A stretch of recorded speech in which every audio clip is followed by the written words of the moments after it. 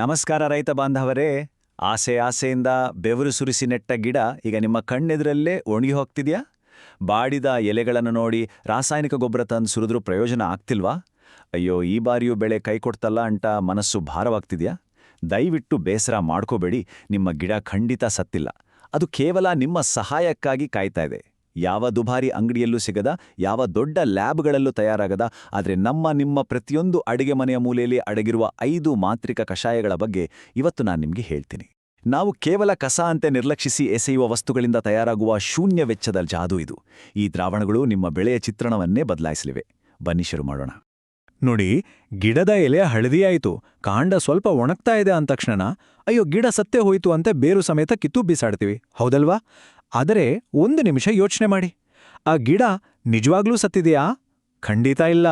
ಗಿಡ ಒಣಗಲು ಶುರುವಾದಾಗ ಅದು ಸಾಯ್ತಾ ಇಲ್ಲ, ಬದಲಿಗೆ ತೀವ್ರ ಹಸಿವಿನಿಂದ ಬಳಲಿ ಮೌನವಾಗಿ ಅಳುತ್ತಾ ಇದೆ ಅಂತ ಅರ್ಥ.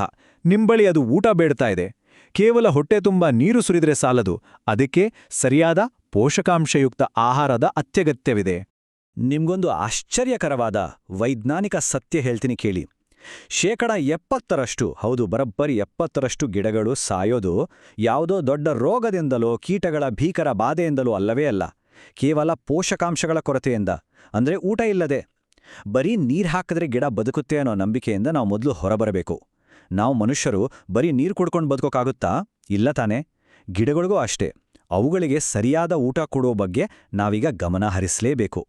ಈಗ ಗಿಡಗಳಿಗೆ ಬೇಕಾದ 3 ಮುಖ್ಯ ಆಧಾರ ಸ್ತಂಭಗಳ ಬಗ್ಗೆ ತಿಳ್ಕೊಳ್ಳೋಣ: ಸಾರಜನಕ, ರಂಜಕ ಮತ್ತೆ ಪೊಟ್ಯಾಷಿಯಂ. ಸಾರಜನಕ ಎಲೆಗಳಿಗೆ ಕಡು ಹಸಿರು ಬಣ್ಣ ಮತ್ತೆ ತಾಜಾತನ ಕೊಡುತ್ತೆ. ರಂಜಕ ಬೇರುಗಳನ್ನ ಭೂಮಿಯೊಳಗೆ ಬಂಡೆಗಲ್ಲಿನ ಥರ ಗಟ್ಟಿ ಮಾಡುತ್ತೆ. ಇನ್ನು ಪೊಟ್ಯಾಷಿಯಂ ಹೂವು ಮತ್ತು ಕಾಯಿಗಳು ಸಮೃದ್ಧವಾಗಿ ಬಲವಾಗಿ ಬೆಳೆಯೋಕೆ ಶಕ್ತಿ ನೀಡುತ್ತೆ. ನಮ್ಮ ಹಿರಿಯರೊಂದು ಮಾತು ಹೇಳ್ತಿದ್ರು, ನೆನಪಿದೆಯಾ?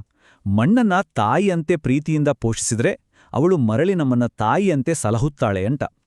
ಈ 3 ಪ್ರಮುಖ ಪೋಷಕಾಂಶಗಳು ನಮ್ಮ ಮನೆಯಲ್ಲೇ ಸಂಪೂರ್ಣ ಪುಕ್ಸಟ್ಟೆಯಾಗಿ ಹೇಗೆ ಸಿಗುತ್ತೆ ಅಂತ ನಾನೀಗ ನಿಮಗೆ ತೋರಿಸ್ತೀನಿ. ಅದಕ್ಕೂ ಮುನ್ನ ನಿಮ್ಮಲ್ಲಿ ನನ್ನದೊಂದು ಸಣ್ಣ ವಿನಂತಿ. ಅಂಗಡಿಯವರ ಜೇಬು ತುಂಬಿಸುವ ದುಬಾರಿ ರಾಸಾಯನಿಕಗಳನ್ನ ಬಿಟ್ಟು ನಮ್ಮದೇ ಮಣ್ಣನ್ನ ಉಳಿಸುವ, ಕಷ್ಟಪಟ್ಟು ದುಡಿದ ನಿಮ್ಮ ಜೇಬಿನ ಹಣವನ್ನು ಉಳಿಸುವ ಇಂಥ ನೈಸರ್ಗಿಕ ಕೃಷಿ ರಹಸ್ಯಗಳು ನಿಮಗೆ ನಿಯಮಿತವಾಗಿ ಬೇಕು ಅಂದ್ರೆ ದಯವಿಟ್ಟು ಈಗಲೇ ನಮ್ಮ ಚಾನೆಲ್ಗೆ ಸಬ್ಸ್ಕ್ರೈಬ್ ಆಗಿ. ಈ ನಿಮ್ಮ ಸಹೋದರಿಯ ಪ್ರಯತ್ನಕ್ಕೆ ಬೆಂಬಲ ನೀಡಿ. ಹಾಗೆ ಈ ಮೌಲ್ಯಯುತ ಮಾಹಿತಿಯನ್ನ ಇತರ ರೈತ ಬಂಧುಗಳೊಂದಿಗೂ ಹಂಚಿಕೊಳ್ಳಿ, ಅವರಿಗೂ ಇದರ ಸಂಪೂರ್ಣ ಪ್ರಯೋಜನ ಸಿಗಲಿ. ಹಾಗೆ ಮುಂದಿನ ಹಂತಕ್ಕೆ ಹೋಗುವ ಮುನ್ನ ಈಗಲೇ ಒಂದು ಕಮೆಂಟ್ ಮಾಡಿ. ಪ್ರಸ್ತುತ ನಿಮ್ಮ ಜಮೀನಿನಲ್ಲಿ ಯಾವ ಬೆಳೆ ಅಥವಾ ಗಿಡ ಹಳದಿಯಾಗಿ ಒಣಗುವ ಸಮಸ್ಯೆಯನ್ನ ಎದುರಿಸ್ತಾ ಇದೆ? ದಯವಿಟ್ಟು ಆ ಸಮಸ್ಯೆಯನ್ನ ಕೆಳಗೆ ಕಮೆಂಟ್ ಮೂಲಕ ತಿಳಿಸಿ. ಪ್ರತಿಯೊಂದು ಕೃಷಿ ಸಮಸ್ಯೆಗೂ ಸೂಕ್ತ ಪರಿಹಾರ ಮತ್ತು ಮಾರ್ಗದರ್ಶನ ಕಂಡುಕೊಳ್ಳುವ ಪ್ರಯತ್ನವನ್ನ ನಾವೆಲ್ಲರೂ ಒಟ್ಟಾಗಿ ಮಾಡೋಣ. ಬನ್ನಿ, ಇಂದಿನ ಮೊದಲನೇ ಮಾಂತ್ರಿಕ ರಹಸ್ಯ ಏನು ಅಂತ ನೋಡೋಣ. ಅದೇ ಚಿನ್ನದ ರಸ, ಅಂದ್ರೆ ನಮ್ಮ ಈರುಳ್ಳಿ ಸಿಪ್ಪೆಯ ಕಷಾಯ. ನಾವು ಪ್ರತಿದಿನ ಕಸ ಅಂತ ನಿರ್ದಾಕ್ಷಿಣ್ಯವಾಗಿ ಬಿಸಾಡುವ ಈರುಳ್ಳಿ ಸಿಪ್ಪೆ ಅಕ್ಷರಶಃ ಬಂಗಾರವಿದ್ದಂತೆ. ಇದರಲ್ಲಿ ಅಡಗಿರುವ ಅಗಾಧ ಪೊಟ್ಯಾಷಿಯಂ ಮತ್ತೆ ಕ್ವರ್ಸಿಟಿನ್ ಅನ್ನೋ ವಿಶೇಷ ಅಂಶ ಗಿಡಗಳಿಗೆ ಒಂದು ಸಂಜೀವಿನಿ. ಅಂದ್ರೆ ಇದು ಗಿಡಗಳಿಗೆ ಒಂದು ರೋಗನಿರೋಧಕ ಕವಚ. ನಮಗೆ ಹುಷಾರಿಲ್ಲದಾಗ ಕಷಾಯ ಕುಡಿತೀವಲ್ಲ, ಇದು ಗಿಡಗಳಿಗೆ ಅದೇ ಥರ ದಿವ್ಯೌಷಧ. ಬರೀ 3 ರಿಂದ 5 ದಿನಗಳಲ್ಲಿ ಗಿಡದ ರೋಗನಿರೋಧಕ ಶಕ್ತಿಯನ್ನ ಇದು ಆಶ್ಚರ್ಯ ರೀತಿಯಲ್ಲಿ ಹೆಚ್ಚಿಸುತ್ತೆ. ಆದರೆ ಇದನ್ನ ಬಳಸೋ ನಿಖರವಾದ ವಿಧಾನ ಸರಿಯಾಗಿ ಗೊತ್ತಿರಬೇಕು. 2 ಹಿಡಿ ಒಣಸಿಪ್ಪೆಯನ್ನ 24 ರಿಂದ 48 ಗಂಟೆಗಳ ಕಾಲ ನೀರಿನಲ್ಲಿ ನೆನೆಸಿ, ಆಮೇಲೆ ಆ ನೀರನ್ನ ಸೋಸಿ ಕೇವಲ ಬೇರಿಗೆ ಮಾತ್ರ ಹಾಕಬೇಕು. ಗಮನಿಸಿ, ಕೇವಲ ಬೇರಿಗೆ ಮಾತ್ರ. ಒಣಸಿಪ್ಪೆಯನ್ನ ನೇರವಾಗಿ ಮಣ್ಣಿಗೆ ಹಾಕೋದು ಅಥವಾ ಎಲೆಗಳ ಮೇಲೆ ಸಿಂಪಡಿಸೋದು ಸಂಪೂರ್ಣ ತಪ್ಪು. ಇದರಿಂದ ಶಿಲೀಂಧ್ರಗಳು ಬೆಳೆಯಬಹುದು. ಅತಿಯಾದ ಬಳಕೆಯೂ ಒಳ್ಳೆಯದಲ್ಲ.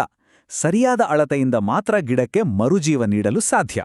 ನಮ್ಮ 2ನೇ ಜಾದೂ ದ್ರಾವಣ ಬ್ಯಾಕ್ಟೀರಿಯಾ ಅಮೃತ, ಅಂದ್ರೆ ಹುದುಗಿದ ಅಕ್ಕಿ ನೀರು. ಪ್ರತಿದಿನ ಚರಂಡಿ ಪಾಲಾಗುವ ಅಕ್ಕಿ ತೊಳೆದ ನೀರನ್ನ ಬಿಸಾಡದೆ 3 ರಿಂದ 5 ದಿನ ಸಂಗ್ರಹಿಸಿಟ್ರೆ ಅದರಲ್ಲಿ ಲ್ಯಾಕ್ಟೋಬ್ಯಾಸಿಲಸ್ ಅನ್ನೋ ಉಪಕಾರಿ ಬ್ಯಾಕ್ಟೀರಿಯಾ ಸೃಷ್ಟಿಯಾಗುತ್ತೆ. ಅಂದ್ರೆ ಇದು ಮಣ್ಣಿಗೆ ಅದ್ಭುತ ಜೀರ್ಣಶಕ್ತಿ ನೀಡೋ ಜೀವಾಮೃತವಿದ್ದಂತೆ. ಇದು ಜಪಾನ್ ಮತ್ತು ಕೊರಿಯಾ ದೇಶಗಳ ಪುರಾತನ ಕೃಷಿ ರಹಸ್ಯ ಗೊತ್ತಾ? ಇದು ಮಣ್ಣಿನ ಜೀವಶಕ್ತಿಯನ್ನ 3 ಪಟ್ಟು ಹೆಚ್ಚಿಸೋದರ ಜೊತೆಗೆ ಬೇರಿನ ವ್ಯವಸ್ಥೆ ಆಳವಾಗಿ ವಿಸ್ತರಿಸಲು ಮಹತ್ವದ ಪಾತ್ರ ವಹಿಸುತ್ತೆ. ಆದ್ರೆ ನೆನ್ಪಿರಲಿ, ಇಲ್ಲೊಂದು ದೊಡ್ಡ ಎಚ್ಚರಿಕೆ ವಹಿಸಲೇಬೇಕು. ಅಕ್ಕಿ ನೀರು 3-4 ದಿನದ ಮೇಲೆ ಸ್ವಲ್ಪ ಹುಳಿ ವಾಸನೆ ಬರೋಕೆ ಶುರುವಾದಾಗ ಅಯ್ಯೋ ಹಾಳಾಯ್ತು ಅಂತ ಬಿಸಾಡ್ಬೇಡಿ.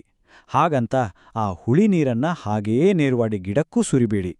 ಕಡ್ಡಾಯವಾಗಿ 1 ಭಾಗ ಅಕ್ಕಿ ನೀರಿಗೆ 10 ಭಾಗ ಸಾಮಾನ್ಯ ನೀರು ಸೇರಿಸಿ ಚೆನ್ನಾಗಿ ಬೆರೆಸಿ ಮಾತ್ರ ಹಾಕಬೇಕು. ಈ ಪ್ರಕ್ರಿಯೆ ಮಣ್ಣಿನ ಆರೋಗ್ಯ ಕಾಪಾಡಲು ಅತ್ಯಂತ ಅವಶ್ಯಕ. ಇಲ್ಲವಾದರೆ ಮಣ್ಣಿನ ಆಮ್ಲೀಯತೆ ಹೆಚ್ಚಾಗಿ ಬೇರುಗಳು ಸತ್ತು ಹೋಗಬಹುದು. ಹುಷಾರು.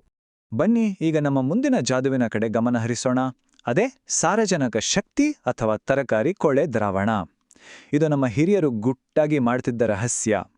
ಅಡ್ಗೆ ಮನೆಯ ಕೊಳ್ಳೆತ ತರಕಾರಿ ಹಣ್ಣಿನ ಸಿಪ್ಪೆಗಳನ್ನ ಬಿಸಾಕದೆ ಒಂದು ಪಾತ್ರೆಯ ನೀರಿನಲ್ಲಿ ಹಾಕಿ ಸ್ವಲ್ಪ ಗಾಳಿ ಆಡೋ ಹಾಗೆ 14 ದಿನಗಳ ಕಾಲ ನೆನೆಸಿಟ್ರೆ ಸಾಕು. ಆ ಸತ್ತ ಸಸ್ಯ ಪದಾರ್ಥ ಕೊಳೆಯುವಾಗ ಅಪಾರ ಪ್ರಮಾಣದ ಸಾರಜನಕ ಬಿಡುಗಡೆಯಾಗತ್ತೆ. ಇದು ದ್ರವರೂಪದಲ್ಲಿರೋದ್ರಿಂದ ನೇರವಾಗಿ ಬೇರುಗಳಿಗೆ ತ್ವರಿತ ಶಕ್ತಿಯನ್ನ ಅಂದರೆ ಇನ್ಸ್ಟಂಟ್ ಎನರ್ಜಿಯನ್ನ ಒದಗಿಸುತ್ತೆ. ಇಲ್ಲಿ ಪ್ರತಿಯೊಬ್ಬರೂ ನೆನಪಿಡಬೇಕಾದ ಮುಖ್ಯ ನಿಯಮವೊಂದಿಲ್ಲಿದೆ. ಕೇವಲ ಸಸ್ಯಮೂಲದ ತ್ಯಾಜ್ಯವನ್ನ ಮಾತ್ರ 14 ದಿನ ನೆನೆಸಿ 1:5 ಅನುಪಾತದಲ್ಲಿ ನೀರಿನೊಂದಿಗೆ ದುರ್ಬಲಗೊಳಿಸಿ ಬೇರಿಗೆ ನೀಡಬೇಕು. ಯಾವುದೇ ಕಾರಣಕ್ಕೂ ಈ ಮಿಶ್ರಣಕ್ಕೆ ಮಾಂಸ, ಮೀನು, ಮೂಳೆ ಅಥವಾ ಹಾಲಿನ ಉತ್ಪನ್ನಗಳನ್ನು ಸೇರಿಸಲೇಬಾರದು. ಹೀಗೆ ಮಾಡಿದರೆ ಅಮೂಲ್ಯವಾದ ದ್ರಾವಣವು ಅಸಹಾಯಕರ ದುರ್ಗಂಧ ಬೀರೋದಲ್ಲದೆ ಗಿಡಗಳಿಗೆ ಮಾರಣಾಂತಿಕವಾದ ಭೀಕರ ರೋಗಗಳಿಗೆ ಆವಾಹನ ನೀಡಿದಂತಾಗುತ್ತೆ. ದಯವಿಟ್ಟು ಈ ತಪ್ಪು ಮಾಡಬೇಡಿ. ಈಗ ನಮ್ಮ ಅಜ್ಜ ಅಜ್ಜಿಯರ ಆಳವಾದ ಅನುಭವವನ್ನ ಆಧುನಿಕ ವಿಜ್ಞಾನದೊಂದಿಗೆ ಬೆಸೆದು ನೋಡೋಣ. ಅದೇ ಸಾಂಪ್ರದಾಯಿಕ ಗೊಬ್ಬರ ಚಹಾ ಅಥವಾ ಮ್ಯಾನ್ಯೂರ್ ಟೀ. ಒಣ ಸಗಣಿಯನ್ನ ಒಂದು ಗೋಣಿಚೀಲದಲ್ಲಿ ಕಟ್ಟಿ ದೊಡ್ಡ ಬಕೆಟ್ ನೀರಿನಲ್ಲಿ ಚಹಾ ಚೀಲದಂತೆ 3-5 ದಿನ ನೆನೆಸುವ ಈ ಪುರಾತನ ಪದ್ಧತಿ ಮಣ್ಣಿಗೆ ಸಂಪೂರ್ಣ ಮತ್ತು ಸಮತೋಲಿತ NPK ಅಂದ್ರೆ ಸಾರಜನಕ, ರಂಜಕ, ಪೊಟ್ಯಾಷಿಯಂ ಪೋಷಕಾಂಶಗಳನ್ನು ಒದಗಿಸುತ್ತೆ. ಇದು ನಮ್ಮ ಹಿರಿಯರ ಜಾಣ್ಮೆಯ ಪ್ರತೀಕ. ಮಣ್ಣಿನ ಆರೋಗ್ಯ ಕಾಪಾಡಲು ನಾವಿಲ್ಲಿ ಒಂದು ಮುಖ್ಯ ಪಾಠ ಕಲಿಲೇಬೇಕು. ಚಹಾ ತಯಾರಿಸಲು ಯಾವಾಗಲೂ ಒಣ ಅಥವಾ ಹಳೆಯ ಸಗಣಿ ಅಥವಾ ಕೋಳಿ ಗೊಬ್ಬರ ಮಾತ್ರ ಬಳಸಬೇಕು. ಹಸಿ ಮತ್ತು ಒದ್ದೆ ಸಗಣಿಯನ್ನ ನೇರವಾಗಿ ಮಣ್ಣಿಗೆ ಹಾಕಿದ್ರೆ ಏನಾಗುತ್ತೆ ಗೊತ್ತಾ? ಅದರಲ್ಲಿರೋ ತೀವ್ರವಾದ ಶಾಖದಿಂದ ಗಿಡದ ಸೂಕ್ಷ್ಮ ಬೇರುಗಳೆಲ್ಲ ಸುಟ್ಟು ಕರಕಲಾಗ್ತವೆ. ಜೊತೆಗೆ ಕೀಟಗಳು ಸುಲಭವಾಗಿ ಹರಡ್ತವೆ. ಅದಕ್ಕೆ ತಾಯಿಯಂತಹ ಅಪಾರ ತಾಳ್ಮೆಯಿಂದ 3-5 ದಿನಗಳ ಕಾಲ ಈ ದ್ರಾವಣ ತಯಾರಿಸುವುದು ಬಹಳ ಮುಖ್ಯ. ಮತ್ತು ಅಂತಿಮವಾಗಿ ನಾವೆಲ್ಲರೂ ಕಾತರದಿಂದ ಕಾಯ್ತಿದ್ದ ಆ 5ನೇ ಮಹಾರಹಸ್ಯ, 500,000 ರೂಪಾಯಿ ಬೆಲೆಯ ರಾಸಾಯನಿಕ ಗೊಬ್ಬರವನ್ನೇ ಮೀರಿಸುವ ಈ ಮಾಂತ್ರಿಕ ಮಿಶ್ರಣ ಅಥವಾ ಆಲ್ಕೆಮಿಸ್ಟ್ ಬ್ರೂ.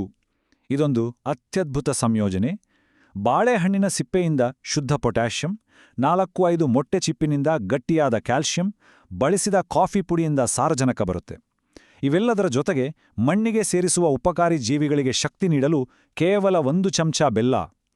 ಇದೆಲ್ಲವನ್ನು 3 ದಿನ ನೀರಿನಲ್ಲಿ ನೆನೆಸಿ ದುರ್ಬಲಗೊಳಿಸಿ ಹಾಕಿದ್ರೆ ಅದು ಮಣ್ಣಿಗೆ ಅಕ್ಷರಶಃ ಅಮೃತ ಉಣಿಸಿದಂತೆ. ಗಿಡಗಳು ನಳನಳಿಸುತ್ತವೆ. ನೋಡ್ತಾ ಇರಿ. ಈ ಎಲ್ಲ ಮಾಂತ್ರಿಕ ದ್ರಾವಣಗಳು ಗಿಡಕ್ಕೆ ಸರಿಯಾಗಿ ತಲುಪಬೇಕು ಅಂದ್ರೆ ನೀವು ಈ 3 ಸುವರ್ಣ ನಿಯಮಗಳನ್ನು ಕಟ್ಟುನಿಟ್ಟಾಗಿ ಪಾಲಿಸಲೇಬೇಕು. ಮೊದಲನೇದು, ಮಧ್ಯಾಹ್ನದ ಉರಿ ಬಿಸಿಲಿನಲ್ಲಿ ದ್ರವಗೊಬ್ಬರವನ್ನ ಎಂದಿಗೂ ಅಪ್ಪಿತಪ್ಪಿಯೂ ಹಾಕಬಾರ್ದು. ಬಿಸಿಲಿಗೆ ಮಣ್ಣು ಕಾದಿರೋದ್ರಿಂದ ಪೋಷಕಾಂಶಗಳೆಲ್ಲ ಗಾಳಿಗೆ ಆವಿಯಾಗೋಗ್ತವೆ. ಎರಡನೇದು, ಬೆಳಗ್ಗೆ 6-9 ಗಂಟೆ ಒಳಗೆ ಹಾಕಿ. ಅಥವಾ ಮೂರನೇದು, ಸಂಜೆ 5 ಗಂಟೆಯ ನಂತರ ಮಣ್ಣು ತಂಪಾಗಿರುವಾಗ ಹಾಕಿ. ತಂಪಾದ ಮಣ್ಣು ಈ ಅಮೂಲ್ಯ ಪೋಷಕಾಂಶಗಳನ್ನ ಸ್ಪಂಜಿನ ತರ ಭದ್ರವಾಗಿ ಹಿಡಿದಿಟ್ಕೊಳ್ಳುತ್ತೆ. ನನ್ನ ರೈತ ಬಾಂಧವರೇ, ಮಣ್ಣು ಸೊರಗಿದೆ, ಕಷ್ಟಪಟ್ಟು ಬೆಳೆದ ಬೆಳೆ ಒಣಗಿದೆ ಅಂತ ಕಣ್ಣೀರು ಹಾಕಿ ನಿರಾಸೆ ಪಡಬಾರ್ದು. ಆ ಮಣ್ಣಿಗೆ ಪ್ರೀತಿಯಿಂದ, ಸ್ವಲ್ಪ ಕಾಳಜಿಯಿಂದ ಆಹಾರ ನೀಡಿ ಉಪಚರಿಸಿ ನೋಡಿ. ಭೂಮಿಯನ್ನ ತಾಯಿಯಂತೆ ಕಂಡ್ರೆ ನಮ್ಮ ಭೂತಾಯಿ ಖಂಡಿತ ಇಡೀ ಮನೆಯನ್ನ ಸಮೃದ್ಧಿಯಿಂದ, ಧಾನ್ಯದಿಂದ ತುಂಬ್ತಾಳೆ. ಕಷ್ಟದ ಕಾಲದಲ್ಲೂ ನಮ್ಮ ಹಿರಿಯರ ತೋಟ, ಗದ್ದೆಗಳು ಹಸಿರಾಗಿ ನಳನಳಿಸಿಟ್ಟಿದ್ದುದೇ ಇದೇ ಕಾರಣಕ್ಕೆ.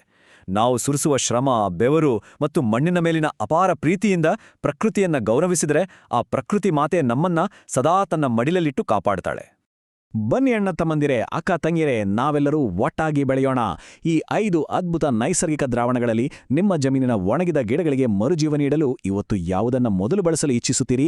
ಅಥವಾ ಈಗಾಗಲೇ ಇವುಗಳಲ್ಲಿ ಯಾವುದನ್ನಾದರೂ ಬಳಸಿ ಯಶಸ್ಸು ಕಂಡ ಅನುಭವವಿದೆಯಾ? ದಯವಿಟ್ಟು ಕಮೆಂಟ್ ಮೂಲಕ ಹಂಚಿಕೊಡಿ.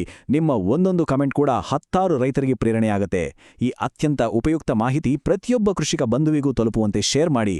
ಎಲ್ಲರ ಹೊಲದಲ್ಲೂ ಮತ್ತೆ ಹಸಿರು ನಗುವಂತೆ ಮಾಡೋಣ. ಈ ಜ್ಞಾನದ ಪಯಣದಲ್ಲಿ ನಮ್ಮೊಂದಿಗೆ ಹೆಜ್ಜೆ ಹಾಕಲು ದಯವಿಟ್ಟು ಈಗಲೇ ಚಾನಲ್ಗೆ ಸಬ್ಸ್ಕ್ರೈಬ್ ಆಗಿ.